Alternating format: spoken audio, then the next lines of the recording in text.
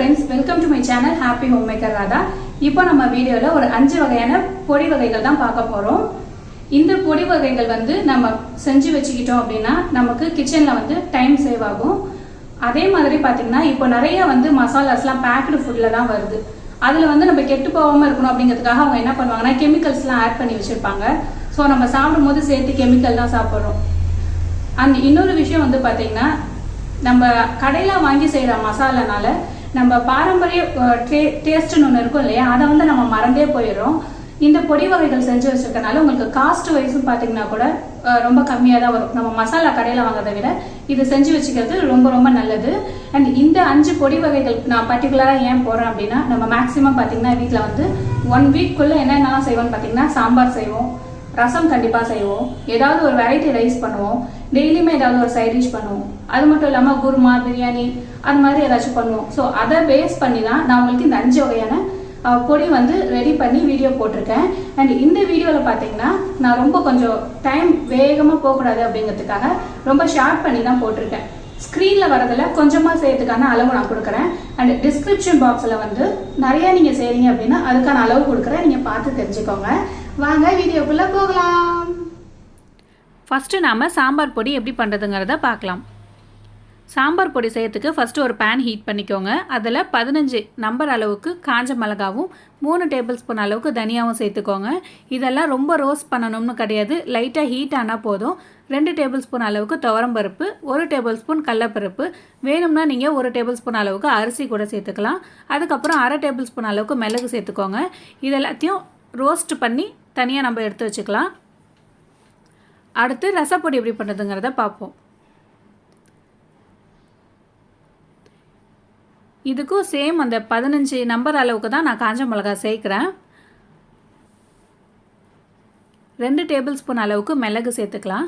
நம்ம இதை மாதிரி பொடி பண்ணி வச்சு நம்ம செய்யும் போது ரசத்துக்கு வந்து அடிக்கடி நம்ம மிளகு ஜீரகம் வந்து நிறையா இருப்போம், அந்த குவான்டிட்டி கூட நமக்கு இதில் கம்மியாகும்.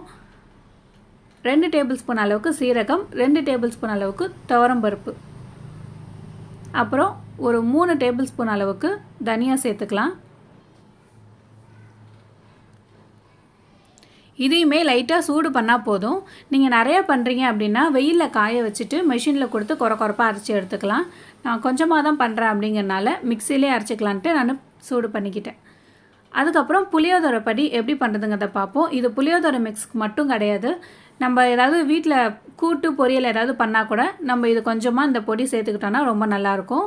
இதுக்கு அது மாதிரி ஒரு 20 காஞ்ச மிளகாய் எடுத்துக்கோங்க, 3 டேபிள் ஸ்பூன் தனியா, 1 டேபிள் ஸ்பூன் அளவுக்கு கடலைப்பருப்பு, அதுக்கப்புறம் ஒரு 1/2 டேபிள் ஸ்பூன் அளவுக்கு மிளகு, 1/4 டேபிள் ஸ்பூன் வெந்தயம் சேர்த்துக்கோங்க.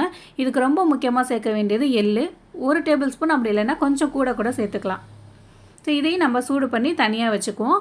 இது வந்து நான் ஸ்டோர் பண்ணி வைக்க போகிறேங்கிறனால எதுலேயுமே எண்ணெய் சேர்க்கலை. நீங்கள் அந்த டைமில் தான் செய்கிறீங்க அப்படின்னா நீங்கள் எண்ணெய் சேர்த்து கூட பொரிச்சிக்கலாம். நான் வந்து பெருங்காய கட்டி தான் எப்போவுமே யூஸ் பண்ணுவேன். அதனால் வந்து பார்த்திங்கன்னா நான் லாஸ்ட்டில் கொஞ்சமாக எண்ணெய் சேர்த்து அதில் பெருங்காயத்தை பொரித்து எடுத்துக்கிறேன். இந்த 3 பொடியிலையுமே வந்து நம்ம பெருங்காயம் சேர்க்கணும். சாம்பார் பொடியிலையும் புளியோதரையிலையும் கொஞ்சம் அதிகமாக சேர்த்துக்கலாம், ரசப்பொடியில் கொஞ்சம் கம்மியாக தான் சேர்க்கணும். இப்போ பார்த்திங்கன்னா நான் 3த்தையுமே வந்து 3 பொடியையும் நல்லா வந்து ஃபேனில் வந்து ஆற வச்சுட்டேன். கொஞ்சம் ஆறுனதுக்கப்புறம் நம்ம அரைச்சோன்னா தான் அந்த கிறிஸ்பினஸ் அப்படியே இருக்கும். சூட்டோடு அரைச்சிட்டோன்னா சீக்கிரமாக நமத்து போன மாதிரி ஆகிடும்.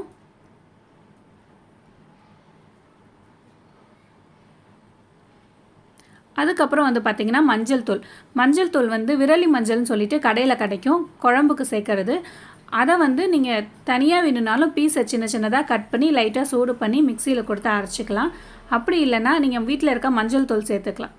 நான் வந்து பார்த்திங்கன்னா இந்த விரலி மஞ்சள் தான் வந்து அரைச்சி வச்சுருப்பேன் மொத்தமாக. ஸோ அதனால் வந்து நான் இந்த மஞ்சள் தூளே சேர்த்துக்கிறேன் வீட்டில் இருக்கிறதே.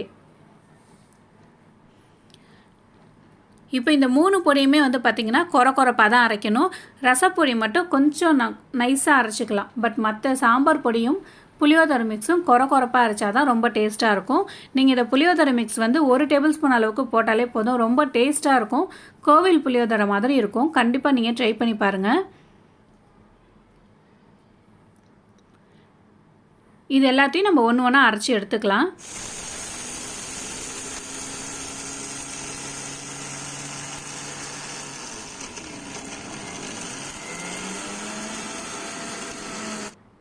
கொஞ்சம் விட்டு விட்டு அரைங்க. ரொம்ப அரைச்சிக்கிட்டே இருந்திங்கன்னா ரொம்ப சூடாயிடும் மிக்ஸி. நம்ம நிறைய எல்லாமே ஒரே டைமில் அரைக்கிறோம் அப்படிங்கிறனால. இப்போ பார்த்தீங்கன்னா நான் குறப்பாக அரைச்சி எடுத்துட்டேன். கிளாஸ் வந்து க்ளீன் பண்ணி எடுத்து வச்சுருக்கேன் பாட்டில். நான் இதில் தான் ஸ்டோர் பண்ண போகிறேன். நீங்கள் ஸ்டோர் பண்ணுறது வந்து ஒரு சில்வர்லேயோ அப்படி இல்லைன்னா கிளாஸ்லேயோ ஸ்டோர் பண்ணிங்க அப்படின்னா அந்த ஸ்மெல் வந்து போகாமல் இருக்கும். ரொம்ப நாளுக்கு வந்து நல்லாயிருக்கும். நீங்கள் பிளாஸ்டிக்கில் ஸ்டோர் பண்ணினீங்கன்னா அந்த பவுடரோட கலரும் போய் ஒட்டிக்கும், சீக்கிரமாக நமத்தும் போயிடும். நம்ம நிறைய பொடி வீட்டில் வச்சுருக்கோம் அப்படின்னா இது மாதிரி ஒரு ஸ்டிக்கர் வந்து ஒட்டிக்கிறது ரொம்ப பெஸ்ட்டு. அப்போ தான் நமக்கு வந்து அந்த டைமில் வந்து டிஃப்ரென்ஸ் தெரியும். சப்போஸ் டிஃப்ரென்ஸ் தெரியாமல் நம்ம மாற்றி போட்டோம் அப்படின்னா கஷ்டமாக போயிடும். அதனால் பெஸ்ட்டு வந்து நீங்கள் ஒரு ஸ்டிக்கர் இருந்ததுன்னா ஒட்டிக்கோங்க. அப்படி இல்லைன்னா வேறு ஏதாவது அப்படியே மேலே எழுதிக்கிற மாதிரி கூட நீங்கள் ஸ்கெட்சில் எழுதிக்கலாம்.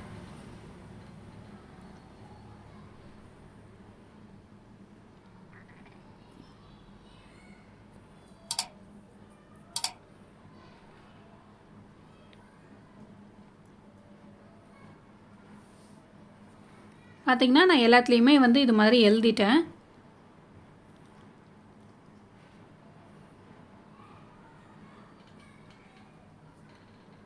இப்போ நம்ம புளியோதரை மிக்ஸு, ரசப்பொடி, அதுக்கப்புறம் வந்து பார்த்திங்கன்னா சாம்பார் பொடி 3மே பண்ணிட்டோம். புளியோதரை மிக்ஸ் வந்து நீங்கள் பொரியல் கூட்டுக்கெல்லாம் கூட யூஸ் பண்ணிக்கலாம். அதுக்கப்புறம் நம்ம கறி மசாலா பொடி பார்க்க போகிறோம். இது ரொம்பவே வந்து ரொம்ப சூப்பரான ஒரு பொடின்னு சொல்லலாம். நீங்கள் இதை பிரியாணிக்கு, குருமாக்கு, கறி குழம்புக்கு, சிக்கன், மட்டன் எதுக்கு வேணாலும் நீங்கள் வந்து சேர்த்துக்கிட்டீங்க அப்படின்னா ரொம்ப சூப்பராக இருக்கும். எல்லார் வீட்லேயுமே நீங்கள் கண்டிப்பாக இதை செஞ்சு வச்சுக்கோங்க. உங்களுக்கு எதுலையாவது டேஸ்ட்டு குறைஞ்சிருச்சு அப்படின்னா கூட, அதாவது பட்டை கிராம்பு சேர்த்து செய்கிற பொருளுக்கு மட்டும்தான் இந்த கறி மசாலா பொடியை நீங்கள் சேர்க்கணும். டேஸ்ட்டு கம்மியாக இருந்ததுன்னா நீங்கள் இது கொஞ்சமாக சேர்த்துக்கிட்டாலே போதும், அவ்வளோ டேஸ்ட்டாக இருக்கும். இதுக்கு ஒரு 2 கைப்பிடி அளவுக்கு நான் காஞ்ச மிளகாய் எடுத்திருக்கேன். ஒரு 20 காஞ்ச மிளகான்னு வச்சுக்கோங்களேன். அதுக்கப்புறம் 4 டேபிள் ஸ்பூன் அளவுக்கு தனியா, 1 டேபிள் ஸ்பூன் கிராம்பு, ஒரு 1 டேபிள் ஸ்பூன் அளவுக்கு ஏலக்காய் சேர்த்துருக்குறேன். ரொம்ப வாசனை உள்ள ஏலக்காவாக இருந்தால் 1 டேபிள் ஸ்பூன் போதும். அதுக்கப்புறம் 2 டேபிள் ஸ்பூன் அளவுக்கு மிளகு சேர்த்துருக்கேன். 2 டேபிள் ஸ்பூன் சோம்பு. ஒரு முக்கியமான விஷயம் சொல்ல மறந்துட்டேன். இது எல்லாமே வந்து நீங்கள் நெய்யில் தான் பொரிக்கணும். அப்போ தான் இதோட ஃப்ளேவர் வந்து ரொம்ப செம்மையாக இருக்கும். இது எல்லாமே வந்து அந்த நெய்யில் பொரிஞ்சிட்டு லைட்டாக உங்களுக்கு அந்த எல்லாமே மிக்ஸ் ஆகி ஒரு வாசனை வரும். அது வரைக்கும் நீங்கள் பொரிக்கணும். ரொம்ப தீச்சிடவும் கூடாது. இது எல்லாமே வந்து நீங்கள் லோ ஃப்ளேமில் வச்சு தான் பண்ணணும். எல்லா பொடியுமே லைட்டாக சூடு பண்ணால் போதுங்கனால நம்ம வந்து லோ ஃப்ளேமில் வச்சு பண்ணணும். அதுக்கப்புறம் கொஞ்சமாக பட்டையும் கல்பாசியும் சேர்த்துக்கிறேன். இந்த மசாலாவில் ரொம்ப ரொம்ப முக்கியமானது இந்த கல்பாசி தான். அதுக்கப்புறம் ஜாதி பத்திரி 2 பீஸ் சேர்க்குறேன். 2 பீஸ் சேர்த்தா போதும். இதுவும் வந்து ஆப்ஷன் தான், சேர்க்கணும்னு அவசியம் கிடையாது. பட் கல்பாசி கண்டிப்பாக சேர்க்கணும். இதெல்லாத்தையும் வறுத்து நம்ம ஆற வச்சுட்டு அரைச்சிக்கலாம். அம்மியில் அரைச்சிங்கன்னா ரொம்ப பெஸ்ட்டு, சூப்பராக இருக்கும். அதுக்கப்புறம் கொஞ்சம் சின்ன சின்ன டிப்ஸ் வந்து நான் இந்த வீடியோவில் ஆட் பண்ணியிருக்கேன். அதையும் நான் சொல்கிறேன். எல்லாமே அது கூட பொடி தான். ஏலக்காய் பொடி பண்ணுறதுக்கு வந்து நீங்கள் முந்திரி ஒரு 2-3 பீஸ் சேர்த்து சூடு பண்ணிக்கோங்க. சூடு பண்ணிவிட்டு கொஞ்சமாக சர்க்கரை சேர்த்து இதை நீங்கள் அரைச்சிங்கன்னா உங்களுக்கு ஸ்வீட் எதுவும் செஞ்சாலும் சரி, சர்க்கரை பொங்கல் செஞ்சாலும் சரி, அப்படி இல்லை நீங்கள் டீலாம் போடுறீங்க அப்படின்னா கூட இந்த கொஞ்சமாக சேர்த்துக்கிட்டால் போதும். நம்ம முந்திரி சேர்த்துருக்கனால கொஞ்சம் குவான்டிட்டி நிறையா கிடைக்கும். டேஸ்ட்டும் வந்து நல்லா என்ஹான்ஸ் பண்ணி கொடுக்கும். நீங்கள் வந்து குறப்பாக அரைக்க போகிறீங்கன்னா சர்க்கரை சேர்க்க தேவை கிடையாது. நல்லா நைஸ் பவுடராக நீங்கள் அரைக்கிறீங்கன்னா சர்க்கரை சேர்த்துக்கோங்க கண்டிப்பாக, அப்போ தான் நைஸாக இருக்கும். அதுக்கப்புறம் இந்த பொடி வந்து பார்த்திங்கன்னா நீங்கள் ஏதாவது குழம்பு செஞ்சிட்டிங்க, அது உங்களுக்கு ரொம்ப தண்ணியாகிடுச்சு, திக்காக வேணும் அப்படிங்கிற சுச்சுவேஷனில் இந்த பவுடர் நீங்கள் செஞ்சு வச்சுக்கிட்டு கொஞ்சமாக போட்டிங்கன்னா ஒரு 1/2 டேபிள் ஸ்பூன் அளவுக்கு போட்டாலே போதும். நல்ல வாசனையாகவும் இருக்கும் குழம்பு. அது மட்டும் இல்லாமல் திக்காகவும் ஆகிடும். இதுக்கு வந்து பார்த்திங்கன்னா அரிசியை வந்து பொரியரிசி மாரி வறுத்துக்கணும். கொஞ்சமாக சோம்பு, கொஞ்சமாக பட்டை போட்டுக்கோங்க. அதை வறுத்து அதையும் பவுடர் பண்ணி வச்சுக்கலாம். அதுக்கப்புறம் பார்த்திங்கன்னா மிளகு, சீரகம், சோம்பு இதெல்லாம் வந்து நம்ம வீட்டில் அரைச்சி வச்சுக்கிறது தான். அதையும் வந்து அந்த சூடான பேனில் நான் லைட்டாக வந்து சூடு காமிச்சிட்டு வறுத்து வச்சுக்கிறேன். நம்ம இட்லிக்கு வந்து குருமா, வெங்காயம் தக்காளியில் வந்து சட்னி மாதிரிலாம் பண்ணுவோம்.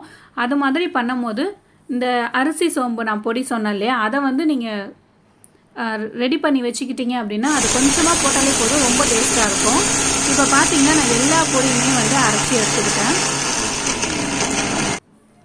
இது எல்லாத்தையும் வந்து நான் ஃப்ரிட்ஜில் தான் ஸ்டோர் பண்ணுறேன். இந்த பொடி வகைகள்லாம் சாம்பார் பொடி, ரசப்பொடி, புளியோதரை மட்டும் நான் வெளியில் வச்சிட்டேன். மற்ற பொடி, பேக்கிங் சோடா அது மாதிரி இருக்க ஐட்டம்ஸ் எல்லாத்தையுமே வந்து நான் ஃப்ரிட்ஜில் வச்சிட்டேன். ஆக்சுவலி இது வந்து ஒரு ஸ்டாண்ட் ரேக் மாதிரி இருக்கும். அந்த ரேக்கை எடுத்துட்டு நான் அந்த ஸ்டோரேஜ் கண்டெய்னரை மட்டும் இந்த ஃப்ரிட்ஜுக்குள்ளே வச்சுருக்கேன். ஏன்னா அது வந்து பிளாஸ்டிக்குங்கிறனால நம்ம பவுடர் போட்டு வைக்கும் போது பார்த்திங்கன்னா அப்படியே டைட்டாக போய் பிடிச்சிக்குது. எடுக்கும் போது கொஞ்சம் கஷ்டமாக இருக்குது, கம்ஃபர்டபுளாக இல்லை. ஸோ அந்த ஸ்டாண்டை எடுத்துட்டு நான் இந்த மாதிரி கண்டெய்னரை மட்டும் வரிசையை எடுத்து ஃப்ரிட்ஜில் வச்சுட்டேன். நெக்ஸ்ட்டு எப்போயாவது நான் ஃப்ரிட்ஜ் ஆர்கனைசேஷன் வீடியோ போடுறேன் அப்படின்னா இதில் என்னெல்லாம் வச்சுருக்கேன்னு சொல்கிறேன். இல்லாட்டி வேறு ஏதாவது வீடியோஸில் சான்ஸ் கிடச்சா நான் சொல்கிறேன். என்ன ஃப்ரெண்ட்ஸ், பொடி வகைகள்லாம் உங்களுக்கு யூஸ்ஃபுல்லாக இருந்துச்சா? கண்டிப்பாக இதில் ஏதாவது ஒரு விஷயமாவது நான் சொன்னதில் யூஸ்ஃபுல்லாக இருக்கும்னு நான் நம்புகிறேன். இது மாதிரி பல யூஸ்ஃபுல்லான விஷயங்கள் நீங்கள் பார்க்கணும்னு விரும்புனீங்கன்னா மறக்காம என்னோட சேனலை சப்ஸ்கிரைப் பண்ணுங்க. பக்கத்துலேயே ஒரு பெல் சிம்பிள் இருக்கும், அதில் போயிட்டு ஆல்ல கிளிக் பண்ணுங்க. அப்போதான் நான் எப்பப்போ வீடியோஸ் போட்டாலும் உங்களுக்கு நோட்டிஃபிகேஷன்ஸில் வரும். நன்றி.